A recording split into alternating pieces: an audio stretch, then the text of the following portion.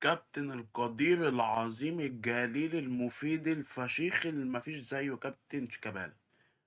انا بحب الراجل ده ايه جوه الملعب، بس بختلف معاه في ارائه. دي نقرة.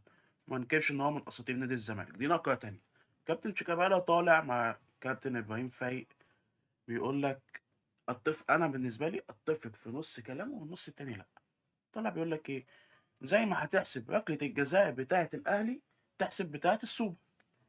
انا معاك، انا معاك في الاتنين بلانتي، بس التانية بتاعت السوبر فيها لغط، فيها حالات تانية، انما النهارده لا. النهارده ضر- ضربة جزاء 100%. اتفق فيه فعلا مع كابتن شيكابالا ان الاهلي اللي كان بيعمل حاجة غلط ولو 1% كان بيتعاقب وكان بيقعد على الدكة. فعلا الاهلي كان كده. انما حاليا الغلط بقى وارد وعادي، ما بقيناش نحاسب. مش عارف ليه، فين الإدارة في كده. اتفق مع كابتن شيكابالا في النقطة دي.